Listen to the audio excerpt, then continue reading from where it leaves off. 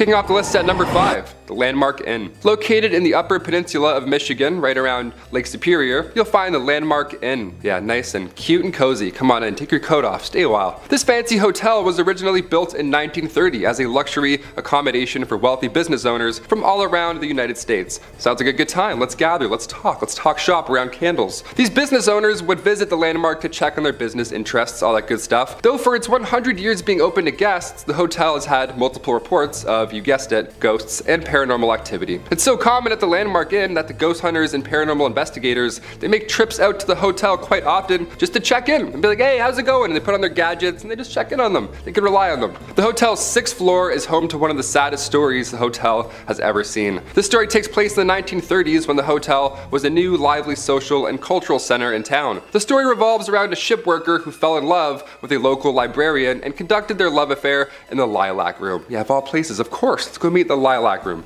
Sounds beautiful. And that was where the man was staying. Perfect place to meet. The couple was said to have a planned wedding upon his return from the last voyage on the sometimes treacherous Lake Superior. Unfortunately, their love affair ended in tragedy when his ship met with a storm and sank to the bottom of a lake. He never returned to the shore, and the librarian mourned the man in said Lilac Room, eventually dying herself of a broken heart. The heartbreaking story comes with many reports of the Lilac Room now being haunted. Yeah, rightfully so, as a large number of guests has reported hearing cries and whispers from a female. The female is also seen by many guests and workers on the 6th floor near the Lilac Room, crying and mourning for her loved one. A less romantic story that is associated with the hotel goes back to when it was even finished being built. During construction, a man ended the life of his girlfriend due to anger and jealousy, and this took place right after she told him about her past boyfriends and their relationship history. Just normal stuff that he flipped out on, just a monster. And since the hotel was still being built, to conceal the evidence, the man buried her in the unfinished basement. Just horrible stuff. You knew I was going there and you're like, ah, please don't.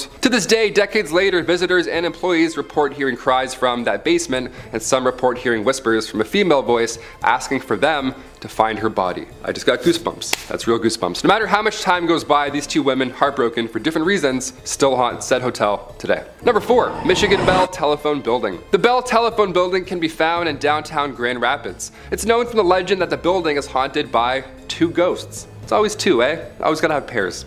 Good things come in pairs. Even demons. These spirits have consistently caused chaos throughout the buildings for years in their own unique personal way. We love it. We love a unique ghost. The spirits that haunt the Bell Building are rumored to be Warren and Virginia Randall, a couple who used to reside in the Grand Rapids. Back in 1907, they moved from Detroit and bought the Judd White Mansion in Grand Rapids, which has now been torn down and built into what we now know as the Bell Telephone Building. So a lot of history there already. Over the years of living in this new house, Warren and Virginia's relationship started to crumble as Warren became very strange and paranoid almost, creating hardships in their relationship. In 1908, Virginia became tired of Warren's strange and aggressive behavior, so she decided, I'm out of here, peace. She left him. One night, 3 years after they were separated, Warren convinced Virginia into taking a car ride with him, hoping to get back together, maybe talk it out. The two of them ended up at the Judd White house where their verbal disagreement turned horrible, and Warren sadly took the life of Virginia. Then he proceeded to end his own life in the very same moment. The tragic accident that happened in the Judd White house became public knowledge, and the house was left empty with no one wanting to occupy it. Yeah, more than fair. I'm like, what's rent? Also, what happened? No. The house remained abandoned for 10 years after the accident until they finally just decided to tear the thing down completely. Thus in 1924 they built the Bell Telephone Building on the ground, which still is in operation today. Yeah, they didn't tear that one down, that one's still going strong. Due to the horrifying scenes that happened on the grounds of the Bell Building, many claim that the spirits of Randall and Virginia still remain, haunting the new building. Some say that ghosts move into the new building and remain there to this day. I mean, I think that's possible. Ghosts like to move, they can go through walls, they can probably relocate. Through the years of operation in the office building, visitors and employees all report being harassed by strange late night calls, which have been traced back to be coming from inside of the building itself. Yeah, inside the house, you guessed it, it's upstairs, that's so scary. Due to this and the strange eerie feelings that the employees feel while they're even working, it's safe to say Randall and Virginia may remain on the grounds, most likely. They're definitely there. It sounds like they're for sure there. Coming in at number 3, Jenna Bush Hager's ghostly experience. Now as it has become become clear already, the White House has certainly seen its share of ghosts. However, Jenna Bush Hager has one of the more creepy stories to come from the presidential home. In a conversation with Hoda, Jenna recalled the time she and her twin sister Barbara Bush may have encountered the undead while living in the White House during their dad's time as president, aka George W. Bush, who was the 43rd president of the United States, who ran from 2001 to 2009. According to Jenna, the sisters were in their shared bedroom when Jenna's phone rang. I quote, "It woke us up in the middle of the night. We had a fireplace in our room, and all of a sudden we started hearing 1920s piano music as clear as day coming out of the fireplace." According to Jenna, it was incredibly spooky and she jumped in her sister's bed. To make things more terrifying, it wasn't a one-time thing. I quote, "The next week we had the same thing, but this time opera." She also recalled telling one of the White House staffers about her experience, who apparently promptly responded with, "Oh Jenna, you wouldn't believe what I've heard." Coming in at number 2, President Harry S. Truman's ghostly surprise. Harry S. Truman was the 33rd President of the United States, serving from 1945 to 1953, succeeding upon the death of Franklin D. Roosevelt after serving as Vice President. During his term, he implemented the Marshall Plan to rebuild the economy of Western Europe and establish the Truman Doctrine and NATO. However, we're not talking about him as a president, we're discussing his ghostly encounter in the White House during his presidency. On one lonely night in 1946, it is said that President Harry S. Truman went to bed around 9 p.m. However, about 6 hours later, he heard something at his door. A knock, knock, knock. The banging awoke him. He wrote to his wife in a letter that is archived in the Presidential Library and Museum, I quote, "I jumped up and put on my bathrobe, opened the door and no one was there. Went out, looked up and down the hall, looked in your room and Margie's, still no one. Went back to bed after locking the doors and there were footsteps in your room whose door I'd left open. Jumped and looked, and no one was there. The damn place is haunted, sure as shooting. The Secret Service said not even a watchman was up here at the hour. You and Margie had better come back and protect me before some of these ghosts carry me off." And finally, coming in at number 1, Abraham Lincoln. As most of you will know, or at least should know, Abraham Lincoln was the 16th President of the United States from 1861 to 1865. He led the nation through its greatest moral, constitutional, and political crisis in the American Civil War, but more notably, he abolished slavery and modernized the US economy. However, on April 14, 1865, Lincoln was assassinated by John Wilkes Booth while attending a play at Ford's Theatre with his wife. Booth entered the back of Lincoln's theatre box, crept up from behind, and fired at the back of Lincoln's head, mortally wounding him. After remaining in a coma for 8 hours, Lincoln passed away on April 15th. Now, as you might expect, there have been several stories about ghosts of former presidents haunting the White House, but perhaps the most common and popular is that of Lincoln. Lincoln's ghost, otherwise known as the White House ghost, is said to have haunted the White House since his death in 1865. Lincoln's ghost is also said to haunt many of his former residences in Springfield, Illinois, including his former law office. Theodore Roosevelt and Maureen Reagan and her husband have all claimed to have seen a spectral Lincoln in the White House, and on one occasion Roosevelt's personal valet ran screaming from the White House claiming he had seen Lincoln's ghost. However, arguably the most famous incident was in 1942 when Queen Wilhelmina of the Netherlands allegedly heard footsteps outside the White House bedroom and answered a knock on the door, only to see Lincoln in a frock coat and a top hat standing in front of her. She promptly fainted. However, one of the more famous stories came from none other than British Prime Minister Winston Churchill. He loved to retire late, take a long hot bath while drinking a scotch and smoke a cigar and relax. However, on one occasion he climbed out of the bath and was startled to see Lincoln standing by the fireplace in his room, leaning on the mantel. Churchill promptly stated, "Good evening, Mr. President, you seem to have me at a disadvantage." According to the former Prime Minister, Lincoln smiled softly and then disappeared. In at number 5, we have Palmer House Hotel. This hotel is not only considered the most haunted place in Minnesota, but to some, it's considered the most haunted place in America. Located in Sauk Center, the hotel has been visited by paranormal activity investigators from across the country. Recently, the ghost hunter from the Travel Channel, Ghost Adventures, even investigated the hotel. A brothel that went by the name of the Sauk Center House occupied the current grounds of the Palmer Hotel, Hotel, but the Sauk Centre House burned down in 1900, and the Palmer was built in its place the following year. The Palmer Hotel was established in 1901 and is notorious for its permanent ghost residence. The most reported ghost in the hotel is named Lucy, who resides in room 17. Legend has it that Lucy was an adult worker that frequented the past building of the Sauk Centre House. Though Lucy endured a terrible accident of losing her life at the hands of one of her clients. Even though this happened in the building, the Palmer Hotel can't seem to get rid of the spirit of Lucy. The ghost of Lucy is said to dislike men by slamming the room door at male guests. Some reports her slamming the room door so hard it rattles the artwork on the wall and aggressively drops the temperature. During a recent investigation, a Chicago ghost hunting outfit allegedly recorded a temperature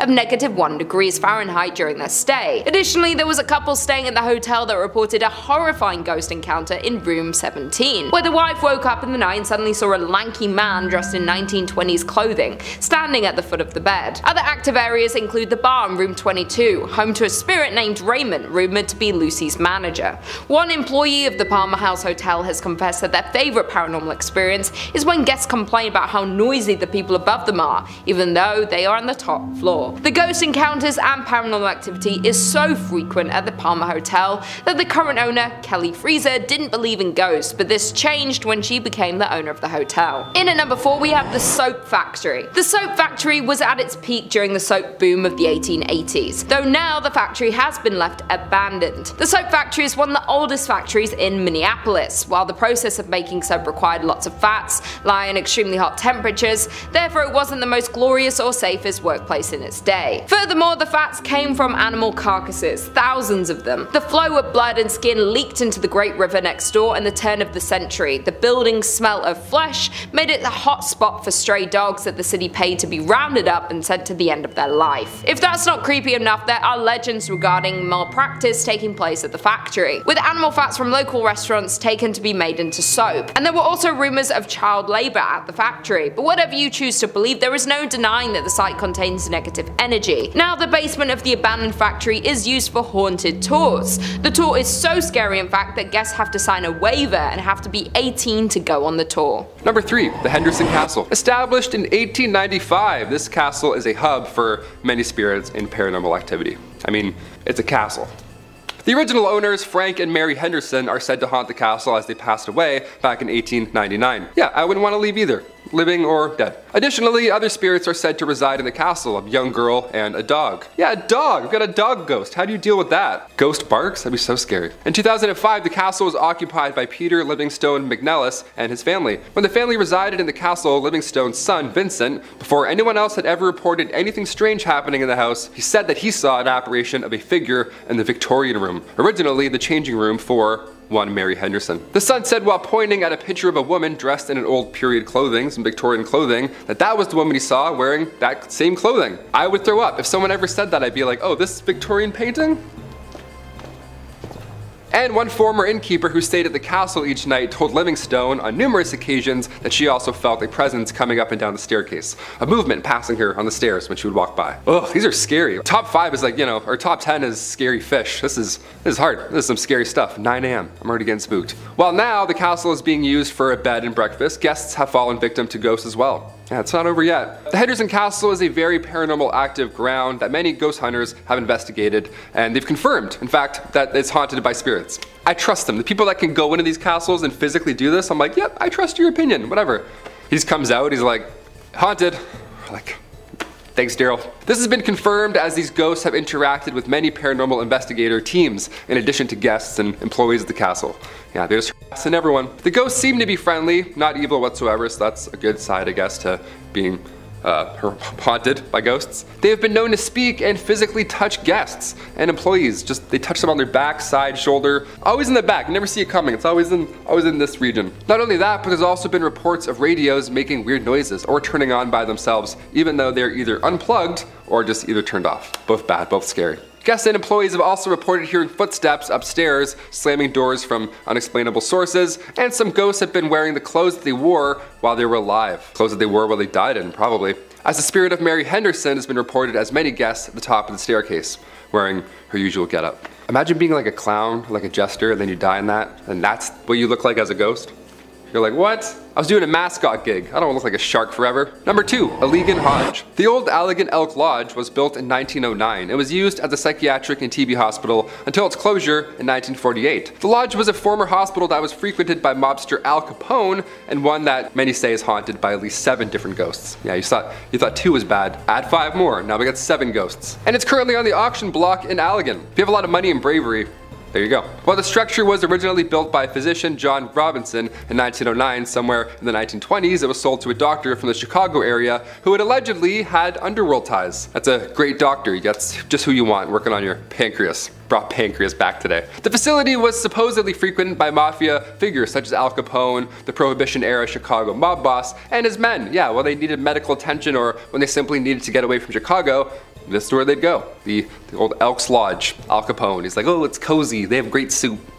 Years later, it was used as an Eagles Lodge and an Elks Lodge. And in 2010, it was acquired by an Allegan woman who began renovating the property, but now she wants to sell it. Yeah, can't imagine why. Because one of the former doctors who owns the lodge had underworld ties, maybe? Something like that? I don't know. It led to a lot of people believing that there's a lot of undercover stuff about this lodge. It's still happening to this day. I don't know why I'm doing this like it's like over there, but I'm like, there's something going on in that lodge. Especially as it's known to hold 7 different paranormal entities, like I mentioned previously. For many years, employees and visitors have told stories of spirits who relentlessly roam the building. Some of the paranormal activity that has been experienced here includes cabinets opening up by themselves in the kitchen, sounds of children laughing, it's always calming in the morning, photographic anomalies captured throughout the building, and like you name it, shadowy figures in the basement, all bad. Notably where the morgue was located, the basement, good stuff, a lot of stuff happening in there. They'd be knocking on the front door, indiscernible conversations, and ringing at the doorbell when no one was present. Yeah, good stuff. Again, I have goosebumps, they're back. Guests also heard footsteps and the sound of hospital activity long after being used as one. They'd also see full-bodied apparitions of children.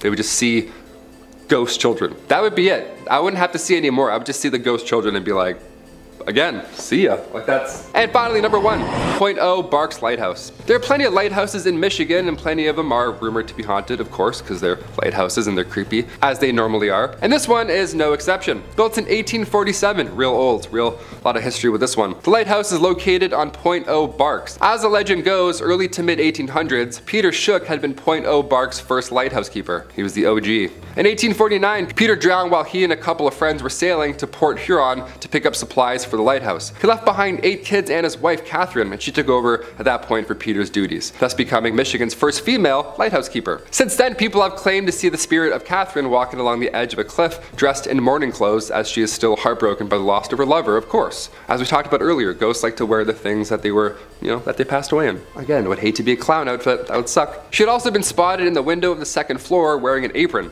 along with an apparition being seen, footsteps ascending and descending the tower stairs, and giggling has also been heard. Yeah, you hear giggling and there's cold spots, therefore haunted, for sure haunted. And the smell of burnt tobacco has also been wafting through the air many a times. Lighthouses are pretty stressful, more than fair. When paranormal investigators, specifically the Southeast Michigan Paranormal Society team, when they had a 2-day intensive investigation after their search, they concluded that they believe that there is every reason for the lighthouse to be haunted. The investigators did some electric voice phenomenon work in the living room, and then they heard loud thuds from overheard. Like, where did they get this gear from, Like, I want this gear. I have some questions of myself going on in the apartment. I want to swing it around a bit. A sound of something scraping along the floor as well, and additionally, during their investigation, the rocking chair had moved 2 feet and was still moving. Just love to keep rocking around. We love that. We love haunted rocking chairs. We love unexplainable forces. While they were upstairs, they also reported hearing heavy footsteps from another unknown source. So many ghosts, there's rocking chairs, people moving around, working in the basement. It doesn't sound like the afterlife is a peaceful one, if I'm being honest. Sounds like there's a lot of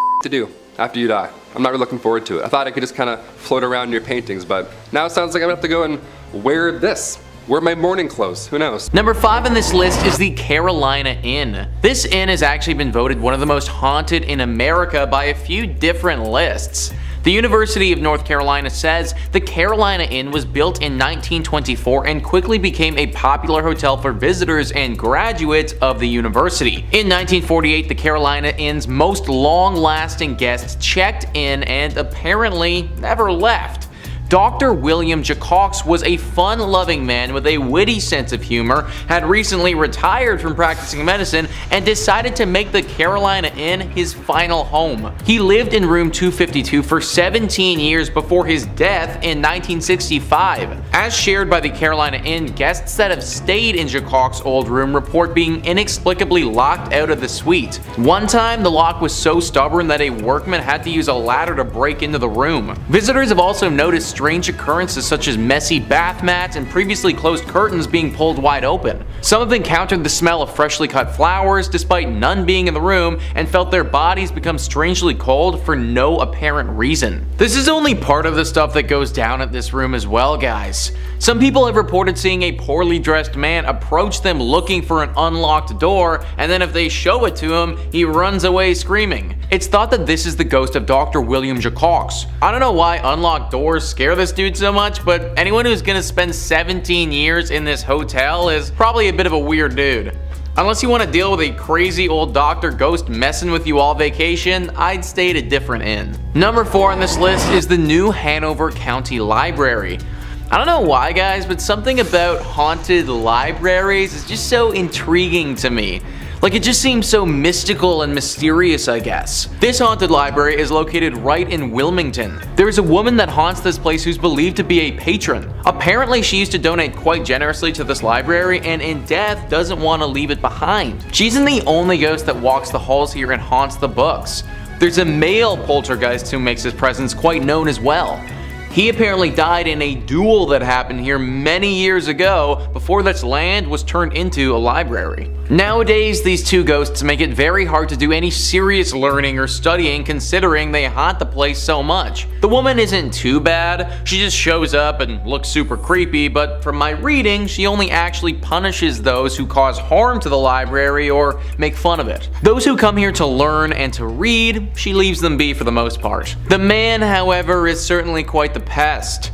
He often messes with those that come here and makes it very difficult for people to accomplish anything. I love libraries, I think that we should all go to them more often, but maybe just not this one specifically. In at number 3 we have First Avenue. Located in downtown Minneapolis, the building, which is now home to this nightclub, has a rounded front, is painted black, and has white stars on its sidewalls with the names of many of the musical talents who have done shows in one of these 3 event rooms found inside. Before it was famous for being a nightclub, the First Avenue was a Greyhound depot. The First Avenue legend has to do with the building's former self, the great Art Deco Greyhound bus center that opened on 7th Street in 1937. The story goes that a young woman went to the station to meet her boyfriend who was returning home from World War II. When she was informed that he had died in combat, she ran into the restroom and ended her life due to heartbreak. In recent years, multiple First Avenue staffers have reported seeing a ghost in the washroom. The ghost has been reportedly described as a woman always in a green army jacket and sometimes seen dancing at the club along with other ghosts. Legend says that many homeless people died in the bus station as well, and they can be seen dancing with the women. There have been reports of another spirit haunting the nightclub. The staffers nicknamed this spirit Slippy, while this particular ghost is said to make a balloon appear from nowhere which then floats up and down the staircase on its own. Dave Schrader, paranormal investigator, visited First Avenue to assess the paranormal activity in the building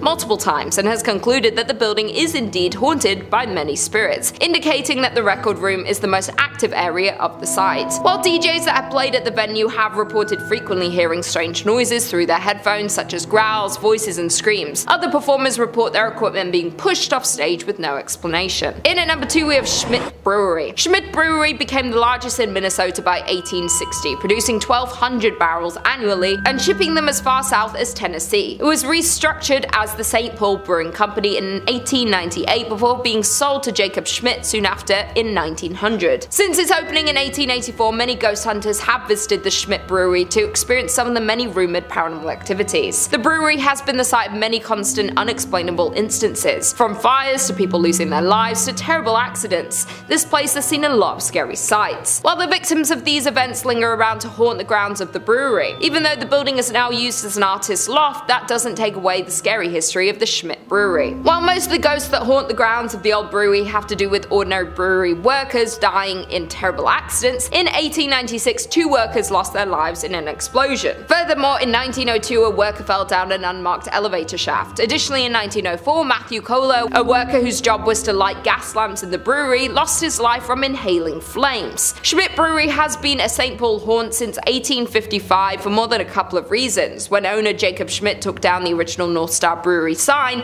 replacing it with his namesake, Jacob Schmidt Brewing Company. The entire brewery burned down a year later in 1900. Plenty of other bad luck would also follow on the grounds of the brewery, suspected due to the tragic death of many workers of the brewery. And finally, in at number 1 we have Four Pals Restaurant. Known as the most haunted restaurant in Minnesota, the Four Pal has a tragic story. Located in St. Paul, Four Pals was a high-end restaurant located in Irvine Park, and the restaurant is a beautiful Victorian mansion. Sadly though, the restaurant is now permanently closed. The dark stories about Four Pals Restaurant hint that the historic mansion is seriously haunted. As the story goes, back in the late 1800s, Joseph Fourpal had an affair with the mansion's maid, Molly. It was not long before his wife discovered this relationship and love for Mary. Therefore, the wife became extremely jealous of the servant and assigned Molly to do chores that would keep her away from the bedrooms and away from Joseph. Molly became pregnant and Joseph ended the affair, but Molly was so distraught about the whole situation that she ended her life. According to reports, she ended her life in the attic. Joseph was upset when he heard the news about Molly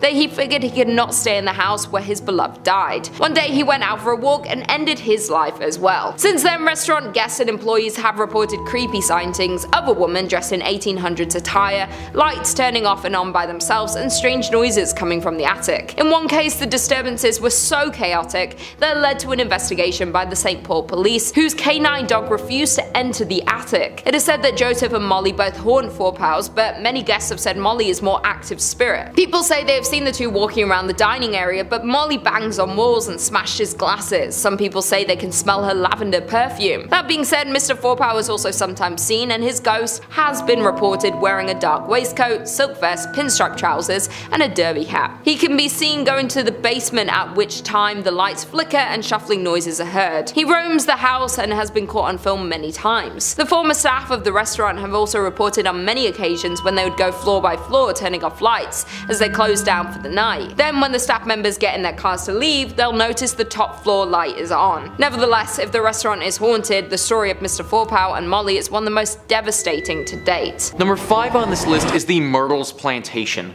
The Myrtles Plantation is located in St. Francisville, Louisiana, and is home to a plethora of ghosts. The plantation was established in 1796 and is said to have been built on an ancient burial grounds. These burial grounds have obviously contributed to the deep spiritual presence that it has, and the reports that there are 12 different ghosts that currently occupy the space. However, the spirit that is most commonly seen wandering the place wasn't from these burial grounds at all, but an incident that occurred at the plantation many years ago. Chloe, a slave of the plantation in the early 1800s, was eavesdropping one day on a conversation between the family who owned the plantation. The punishment was swift and drastic, and they cut off one of Chloe's ears so that she would never do it again. Chloe obviously didn't take too kindly to this, and even though she knew it would most likely mean her death, wanted to retaliate. She did so by poisoning a birthday cake, which in turn killed 2 of the owner's daughters. For this, she was put to death and executed. However, it is said that Chloe's spirit still wanders the ground to this day and is the most commonly spotted ghost at this plantation. She will be wearing a turban to cover up her ear that was chopped off when she was alive. If you ever see this ghost, people say that you immediately get filled with a deep and solemn depression that hangs over you for quite some time. People speculate that the deep depression that you feel after encountering her may have been the way that she felt while she was alive. Number 4 on this list is the Whaley House. The Whaley House is located in San Diego, California, and is said by some to be the most haunted home in all of the United States. The ghost who haunts the home is not your standard phantom. In fact, it is the spirit of a convicted high-profile robber from the 1850s. Yankee Jim had a good run of thievery, but was inevitably unable to avoid the gallows and was hung off of the back of a wagon in 1852. Thomas Whaley was at that hanging and watched as Yankee Jim died. This did not deter him though from purchasing the very land where it happened. It was at this spot that he proceeded to build what is known today as the Whaley House. It didn't take very long at this home though before the Whaleys quickly realized the errors of their ways. It is said that it took only a few weeks of living there before they started to notice strange ongoings at the home. Doors would slam without anyone around them at all. They may even lock themselves as well with you inside. Footsteps could be heard moving around the home at all hours throughout the day. These footsteps were large, the sound of a big boot attacking the ground, the sound of Yankee Jim.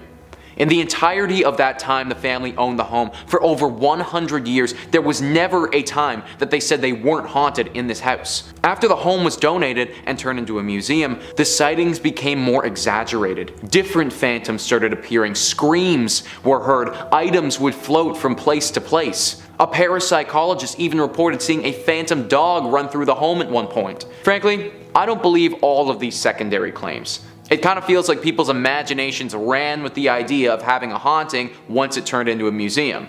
But I do believe the ghost of Yankee Jim to be a very real thing. If you do go to this home, make sure you have no valuables with you, or Yankee Jim may just claim them for himself. Number 3 on this list is Fort Fisher. Fort Fisher was a critical fort during the American Civil War. It was used by the Confederate Army and was pretty instrumental for them from 1861 to 1865. This fort was used to protect an important trade post there that the Army needed. They defended this place for those 4 years, but then in 1865, the Union Army came in and was finally able to capture it. This battle was a very bloody one and was actually huge for the Union Army and the overall scope of the war. Apparently there was a lot of death at this fort, and that death, it's never really gone away. Now this fort is teeming with paranormal activity. Visitors will often report hearing gunshots coming from thin air. The sounds of many footsteps all running at once as if people were charging ahead. Orbs of energy appear in front of them from no apparent source. There are 2 very famous ghosts that haunt this place as well, Robert E. Harrell and General William Whitling. Robert was apparently an outcast who died under mysterious circumstances and has not been able to rest since. The general was actually taken prisoner and killed at Fort Columbus, but he returned to this place because he feels regret for how he failed in life. He was apparently responsible for defending this place and was not capable of doing so. A very haunted fort that I wouldn't recommend going to. Number 2 on this list is Lydia's Bridge. Who is Lydia and why does she have a bridge and why is it haunted?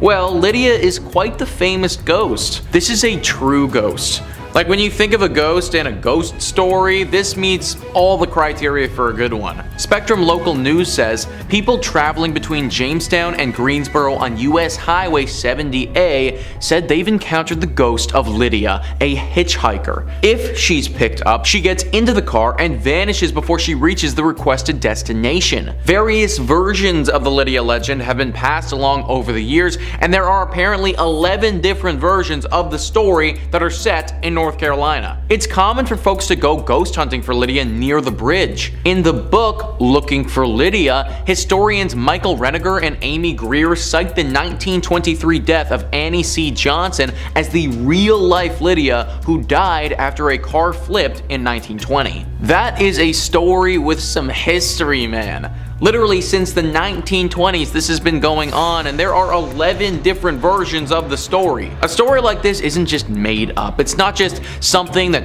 one person posted on Creepypasta that became a thing. No, this has been part of the identity of North Carolina for a century. Countless people have picked up this woman and then had her disappear right before their very eyes. Car accidents have happened for people driving this woman and then getting so shocked that they spin off the road when she disappears. Lydia, or Annie, is a real ghost who stalks drivers along this road and especially this bridge. Although she isn't inherently evil in nature, as I said before, accidents have happened when people realize they were just driving a ghost around. I have no idea where Lydia is trying to get to, but trust me, you probably don't want to be the person to take her there. And finally, number 1 on this list is the Devil's Tramping Grounds. This is in reference to a very strange patch of soil in North Carolina. For decades, this circle of dirt has allowed nothing to grow on it at all, whilst the area surrounding it is home to luscious wildlife. The Sun Journal says regional legend maintains that Satan frequents the area on his nightly walks,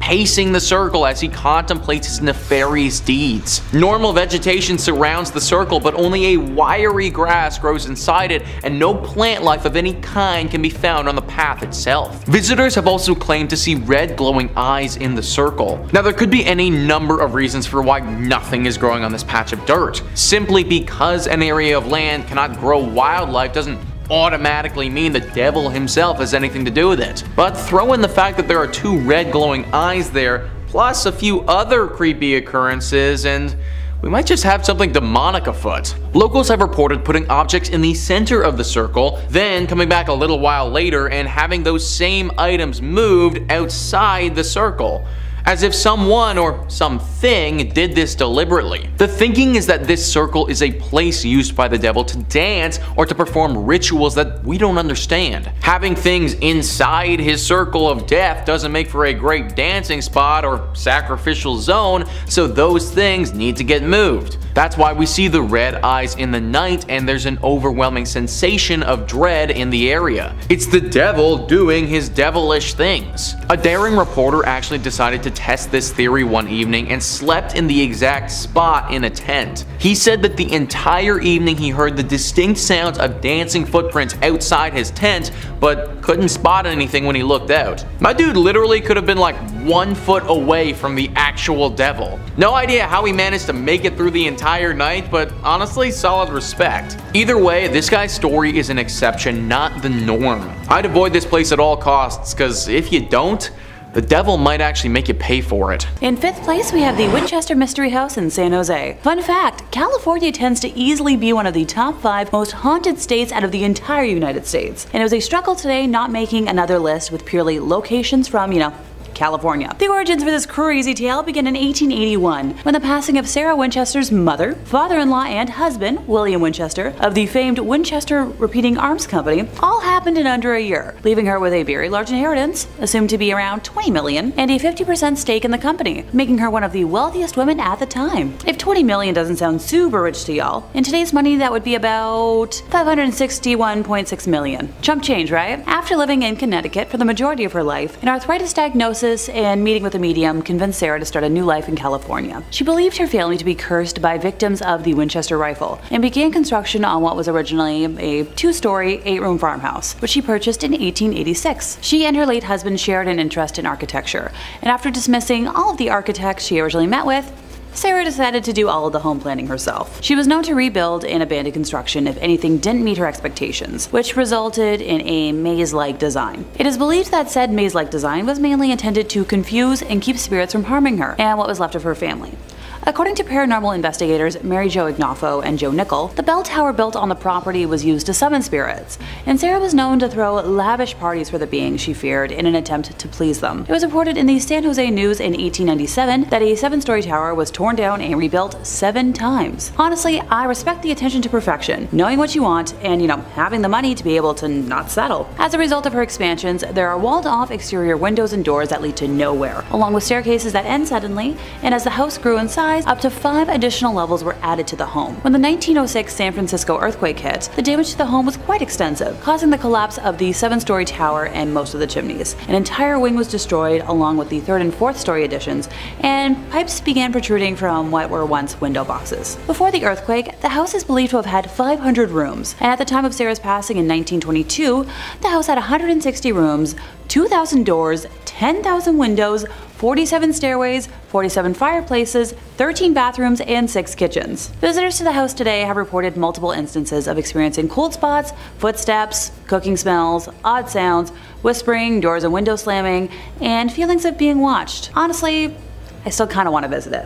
In 4th place, we have Myrtle's Plantation. Located in St. Francisville, Louisiana, and built in 1796 by General David Bradford on top of a former burial ground, this domicile is believed to play home to at least 12 different ghosts. So brace yourselves for a highlight reel. Our first ghosty story begins with a newly married couple, Mr. and Mrs. Clark Woodruff. Mr. Woodruff was a cruel and harmful man and owned numerous indentured servants, which was the icky norm at the time, and one in particular that he liked to, punish went by the name of Chloe. Now, Chloe tried to protect herself from the wrongful punishments by listening in on the Woodruffs' conversations and modifying her behavior, which, is kind of brilliant. Sadly though, one day after being caught eavesdropping, Clark had one of Chloe's ears cut off. Her mutilation was hidden, at the demand of the Woodruffs, by the use of a green turban. Even though most folks wouldn't see the damage, the painful experience would stay with Chloe and inspire her to make plans for revenge. On the 9th birthday of the Woodruff's daughter, Chloe placed poisonous oleander leaves into the cake, intending to only get them sick so she could nurse them back to health and earn a favor with the family. Desperate times call for desperate measures. Tragically, the dosage was lethal, and it ended up killing the missus and the offspring. After word spread of her actions on the plantation, the other servants were the ones to take revenge. Chloe was hanged by the neck for everyone to witness until the life was drained from her body, and then her body was weighed down by rocks and thrown into the Mississippi River. Multiple visitors to the current location have reported seeing the transparent and ghostly apparitions of a young girl wearing a green turban moving throughout the property. In 1992, the owner took a photo that they believe captures Chloe's spirit. This photo was originally intended to be used to secure an insurance policy for the home in case of fire or other natural disasters, not to prove paranormal activity. The presence of a human figure within the photo was undiscovered until it was developed. Many tests have been done to verify its authenticity, but make sure to let me know in the comments what you folks think after seeing it. Alrighty, what's next? Oh, the next owner of the property, a wealthy family man, and his 5 wards would pass away from tuberculosis on the property. The home was later passed to one of his surviving daughters and her husband, the Winters. Mr. William Winter was a proud member of his community and taught Sunday school out of the home. So one day, as William was teaching, an unknown man rode up on a horse yelling to see him, and as he came out to address the man, he was shot at point-blank range on his front porch. William retreated into the home and staggered partway up the stairs before passing away in his wife's arms on the 17th step of the staircase. The sound of his strong and forceful stomps still linger in the home today, as visitors report hearing heavy footsteps from empty staircases. The overall paranormal activity became more noticeable in the 1970s once it was purchased by the Myers family. Oh, right, remember how I mentioned it was stupidly built over a burial ground? The ghost of a young Native American woman has been repeatedly spotted fluttering about. During the Civil War, the house was ransacked by Union soldiers, and legend claims that 3 were killed in the house, leaving a scarlet stain in a doorway, roughly the size of a human body that cannot be removed. Number 3 on this list is Bachelor's Grove Cemetery. We just spoke about the most haunted home in America, so it's only fitting that we talk about the most haunted cemetery in America. The Bachelor's Grove Cemetery is located in Chicago, Illinois, and has potentially the widest array of ghost stories that I've ever heard of. It's not the biggest graveyard in the world. In fact, it doesn't even operate as one anymore. It was established in the 1840s and practically abandoned in the mid-1900s. There were rumors that the mafia used to use this place as a spot to dump bodies, as it's reasonably secluded and nobody could see them do it. Its secluded nature, rumors tied to the mafia, and the inevitable vandalism that it did receive could all be reasons why it's haunted today. Now, I was talking about the mafia and gangsters. Well, one of the biggest ghostly sightings at this cemetery is actually a gangster car. The graveyard is right next to a road, and people driving down that road have reported seeing the distinct image of a vehicle in the middle of the road resembling a mafia vehicle. People have actually fully swerved off of the road and crashed their own cars, and then later realized that nothing was there at all. Others have seen a whole farmhouse appear in the graveyard, but when they tried to go to it, it completely disappeared. Cars and farmhouses, these are big apparitions, and lead me to believe that the spiritual presence in this cemetery has got to be really strong. In 1991, the Chicago Sun released a very famous picture of the graveyard in which there appears to be the figure of a woman sitting on a gravestone, all in white. The photographer behind this picture claims that there wasn't anybody there when he took the picture, and it only came up on the camera. With over 100 ghostly sightings in this cemetery, I do believe that its claim to be the most haunted cemetery in America, it's well earned. Number 2 on this list is Waverly Hills Sanatorium. Waverly Hills Sanatorium is located in Louisville, Kentucky, and was home to thousands of deaths. At least 8,000 if we're really trying to be exact. The sanatorium was built in 1910, and the main patients that it dealt with were victims of the White Plague. Back then, there was no known cure, and many of the patients died to this disease. That wasn't the only way that they died here though. It is believed that doctors would use these dying patients as guinea pigs for some drugs or treatments that they were developing. However, oftentimes this would just result in the patient's death. After the White Plague had largely been dealt with, the space was transformed into a geriatric hospital. The liberties that the doctors and the nurses took, they got even worse when this happened. Electroshock therapy was utilized. Major injustices and mistreatments were done on the patients from the nurses. It really all went bad. In the 1980s, this spot was shut down for good, but by that point, the damage had already been done. Now Waverly Hills is one of the most haunted locations in America. People say that there are constant footsteps all over the place even though there's hardly anyone in the building. Doors will slam and lock when no one's even close to them. Phantoms and shadows will stalk people throughout the hallways of the building, seemingly waiting for a moment to strike. Screams and shrieks of former patients can be heard ringing throughout the corridors of the building. Many ghosts haunt the death tunnel, which was a place where they used to move the bodies of the dead. In room 502, there have been reported attacks on people, where they felt their bodies seize up and get thrown to the ground. In that room, 2 nurses committed suicide. Apparently one of them jumped out of the window and the other one hung themselves because they couldn't live with the ongoing death that happened in this place. This building has seen way too many horrible things in its existence to just be a building anymore. Feel free to look it up on the internet if you're interested, but don't go visit this in person. Number 1 on this list is the Eastern State Penitentiary. This prison is located in Philadelphia, Pennsylvania, and when you hear the types of things that went on at this place, it's no wonder that it's haunted as badly as it is. The facility was built in 1829 and was in service for roughly 150 years. Now, if this place had a motto, then it would have to be something about solitude. That was the theme at Eastern State Penitentiary: being alone. If you were a prisoner there, then you had your very own tiny little cell where you lived alone, ate alone, slept alone, and just existed alone. The thing is, it wasn't just the cell either. If you had to go to the washroom or leave the cell for any reason, then the guards would put a bag over your head and they would walk you to wherever you're going. The only thing that you will ever know if you go to this place is your cell. The mental strain that that amount of solitude would have had on those prisoners, it would have been insane. This wasn't the only form of punishment though. There were reports of chaining your tongue to your wrist and leaving you like that. They would dunk you in water and then they would hang you outside in the winter until your body literally froze. And honestly, there was a lot more horrible things that they did too that I don't even want to get into. Either way, due to all the horrors, due to all the death, due to all the atrocities that went on in these walls, the prison now boasts its fair share of ghosts. It is currently open to the public, however, I would not recommend going and checking it out. They have various cell blocks that are all known for different ghostly experiences. One of them has extreme echoing voices of laughter as if somebody was going insane. One of them has what it feels like evil shadowy figures jumping from wall to wall. The bloodthirst that these figures have is reportedly palpable. Another cell block has the visions of the dead faces that appear battered and bloodied right in front of you.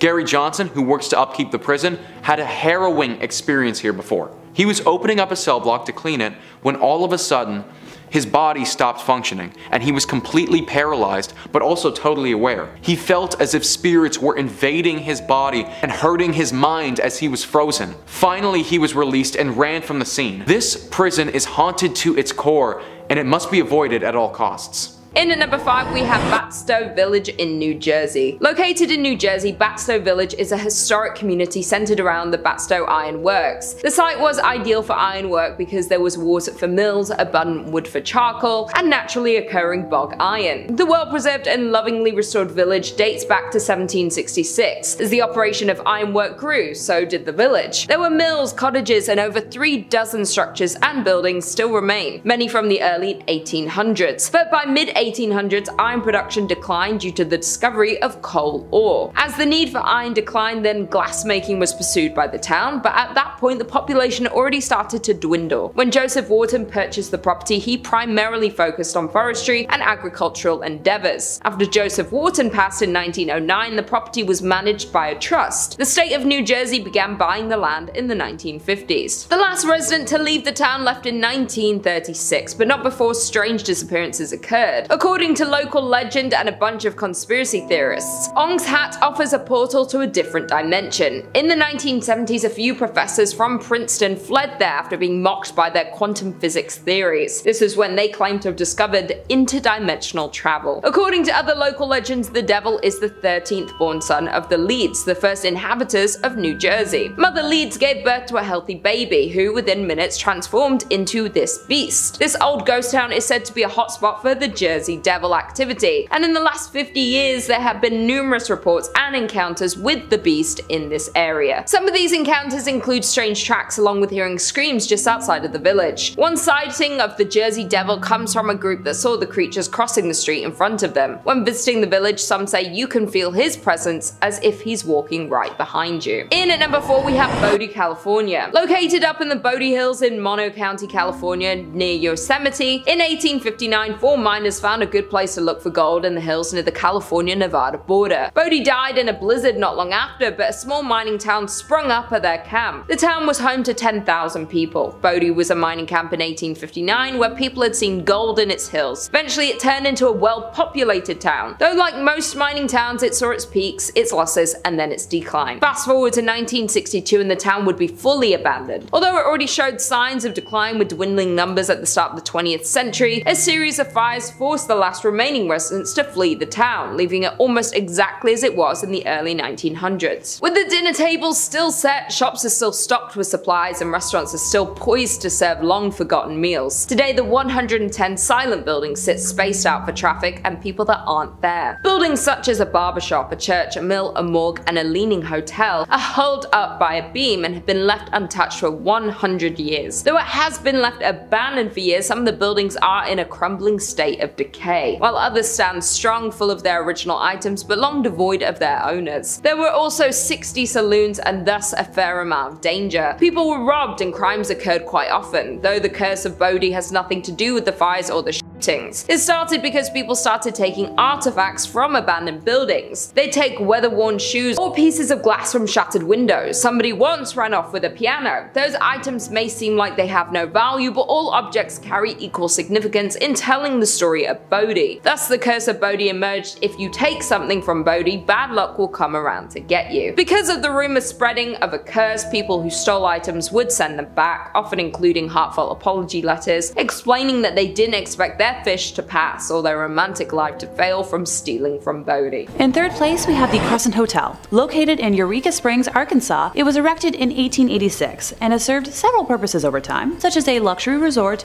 a conservatory for young women, and a junior college.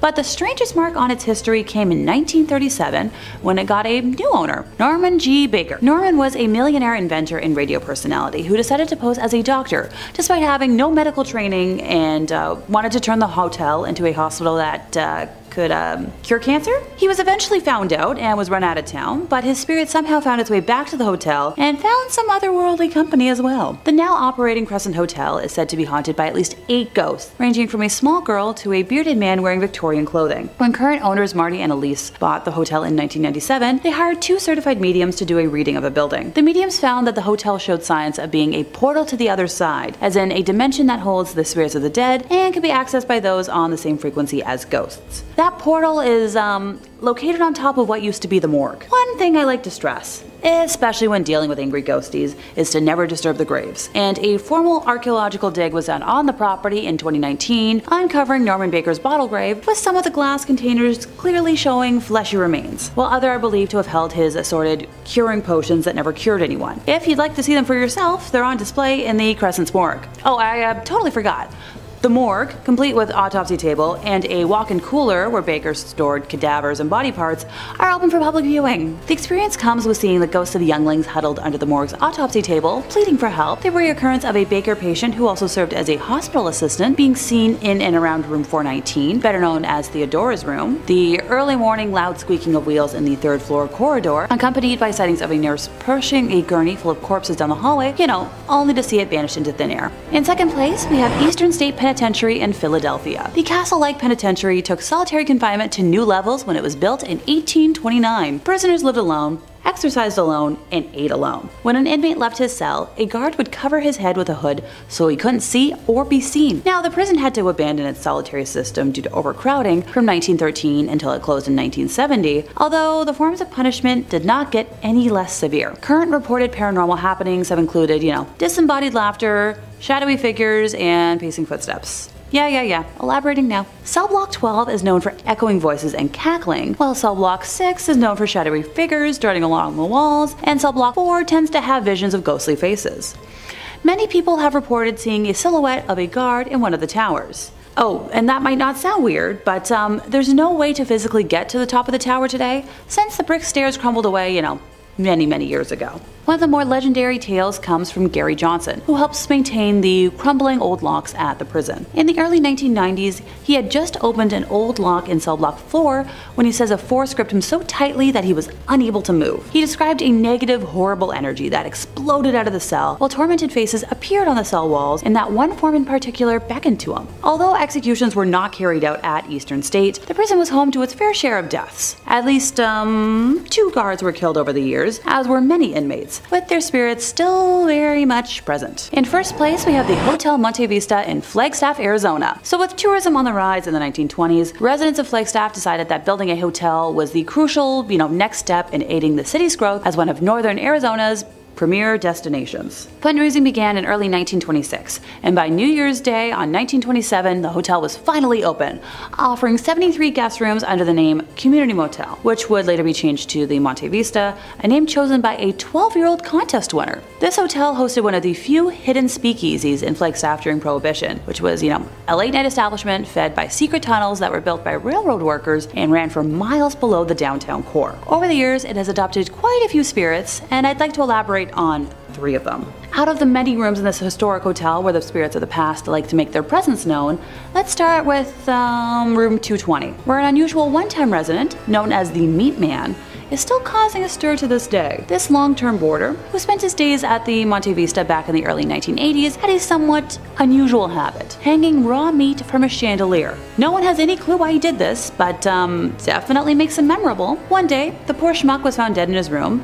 Nothing suspicious otherwise, and what has happened in that room since that day is why he made this list. On one such occasion, not long after the Meat Man had passed, a maintenance worker for the hotel was up in room 220 making a few repairs. When he left, he turned off the lights and locked the door, but when he returned shortly after, he found that chaos had erupted in his absence. The television was fully on, playing at full volume, and even more distressing, the linens on the bed had been violently removed, ripped up, and scattered across the room as if in a fit of anger. The maintenance worker in question steered clear of room 220 from then on, but even today, guests in the room have reported the television acting on its own accord, though it, has long since been replaced, as well as the cold touch of a man's hands. Ooh. Next up, the rocking chair of room 305. So the most common report, which has been well documented, is of an elderly woman in the rocking chair by the window. Guests have long told the tale of the chair moving by itself, knocking against the closet, and some have even seen the old woman herself, gazing longingly out the window. While the woman's name is not known, old stories from the hotel tell of a long-term resident who would,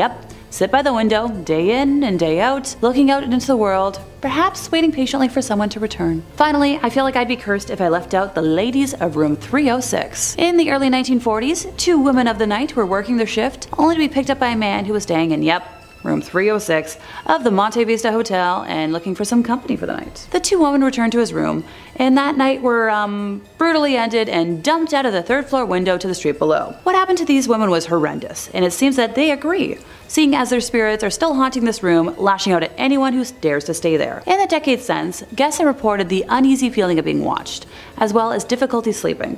Men in particular tend to be affected, with some claiming that ghostly hands have been placed over their mouths or throats while they sleep. Coming in at number 5, we have the ghost of Anna Surratt. Now, as we will go on to talk about later, John Wilkes Booth was the man responsible for assassinating Abraham Lincoln. However, his name wasn't the only one connected to the assassination. John Wilkes Booth had an entire gang. One of the sadder names connected to the assassination is that of Anna Surratt. Anna is remembered chiefly for her heartbreaking and unsuccessful efforts to save her mother Mary from being hanged by the US government as a member of the John Wilkes Booth gang. Anna spent 24 hours trying to save her mother's life, visiting the White House twice in an effort to get President Johnson to halt the execution. Mary Surratt was ultimately executed. However, history wasn't quite done with Anna yet. She reappeared in the public eye and even became an issue in the 1880 presidential election.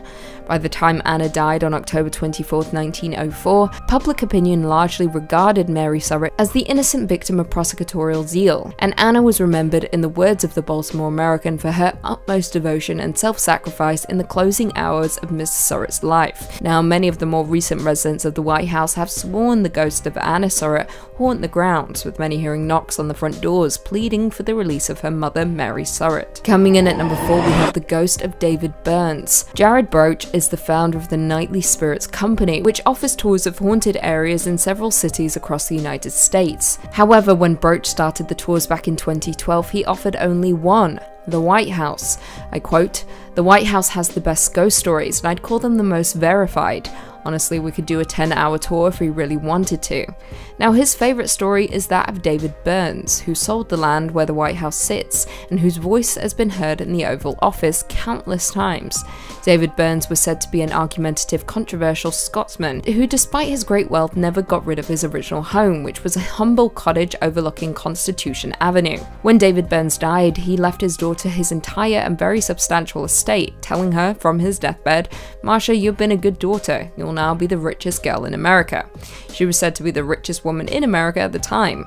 Now, like I said, since his death, Burns' ghost has been seen in the Oval Office, where a reporter told a security guard during the Truman administration that, while standing in the yellow Oval Room, he heard a whisper which said, "I'm Mr. Burns." In at number 3, we have Terlingua in Texas. The town of Terlingua, Texas was once a bustling mining town full of life, wealth, and promise. Today, it's a ghost town with abandoned mine shafts, a general store, an old jail, a church, and multiple ghost houses. Terlingua became of interest to local miners in the late 1800s when they discovered cinnabar, a red mercury sulfide. A man by the name of Jack Dawson discovered that mercury could be extracted from the cinnabar, and by 1900, there were 4 mining companies in the area with a population of over 2,000 people. The Chisos Mining Company owned the entire town of Terlingua. And at one point, they built a general store, a post office, a hotel, a school, a theatre, and even a telephone service. Though conditions in the mine were tough, with the 7-day work week being the standard, working long days in the desert heat led many miners to lose their lives in the mines. To make matters worse, the Chisos Mining Company even paid their workers in coupons, which could only be spent at the company-owned store. The decline started once the mines dried up. Companies left, and the people left with them. One of the scariest parts of the town is the church, which sits on the hill above the ghost town. One quote says, "As we approached the church, the door opened all by itself. Inside the church, visitors report an eerie feeling when entering the church. Moreover, several others report experiencing blackouts, blurred vision, and even hallucinations while exploring the abandoned town." Researchers theorize that this is due to low-frequency sound waves in the area that are able to alter people's perceptions of the things around them, and as well as disorient them. In at number 2, we have Ludlow, Colorado. Located about 12 miles north of Trinidad, Ludlow, Colorado is a ghost town known for an infamous event in 1914. A former mining camp, it was the location of the Ludlow Massacre. Beginning in 1910, the resident coal miners grew unhappy over their dangerous working conditions and began to debate a strike. By 1913, a strike had begun, much to the dismay of owner John B. Rockefeller. On April 20th, 1914, there was a massacre in Ludlow, where the Colorado National Guard and Colorado Fuel and Iron Company guards attacked miners, burning their tents to the ground. Known as the Ludlow Massacre, 25 people lost their lives. The massacre was the height of the Colorado Coalfield War, which began a year earlier in 1913. 2 coal mining counties, Las Animas and Huerfano, were the centers of the conflict. The United Mine Workers of America led the strike against the Colorado Fuel and Iron, owned by Rockefeller. They were upset over the horrible working conditions. Both parties led attacks back and forth over the years. Today, the old company town of Ludlow still stands stands as a ghost town, and the site of the tent city is also kept reserved, now under the care of the United Mine Workers of America. A monument to the deceased was also built by the Union at the site. In addition, the cellar where so many innocents perished is still in place. The doorway can still be seen and the dark depths of the pit can still be viewed. Though this isn't recommended, as many people who visit the abandoned ghost town report a strange feeling when looking through the doorway, and even worse, possible whispers around them with an unexplainable source. And finally, in at number 1, we have Helltown, Ohio. The abandoned town known as Helltown can be found in the Cuyahoga Valley in Ohio. There sits an eerie, deserted town known by locals to be haunted. No people live in the area anymore, though there are still remnants of the lives of former residents left behind. The whole town is surrounded by hazardous roads that seemingly lead to nowhere. Locals believe this was done to confuse any wandering explorers. But the Helltown Church seems to have inspired the town's ominous name. The tiny white church is in the center of Helltown and is central to all local theories. Some say the church was a place of worship for practicing Satanists who still lurk around the closed-off roads, hoping to recruit unwelcome visitors. Others believe the town was evacuated after a chemical spill that resulted in bizarre mutations of the residents and animal population. The legend of the Peninsula Python stems from this theory. There even sits an abandoned school bus in the town with legends of its own. The story goes that the bus was carrying a group of high school students who were going to one of the ski resorts near Boston when an elderly woman flagged down the bus. She was in a panicked state and explained that there was a young boy in her house who was seriously hurt. The bus driver, in an attempt to help, turned down her driveway and drove into the woods hoping to help the boy. When the bus approached the house, Satan worshippers swarmed it and sacrificed all those on board. The bus sat back there for over 30 years, standing as a warning to all who decide to venture into Helltown. A local paranormal investigator set out to research the abandoned town, and to his surprise, what he discovered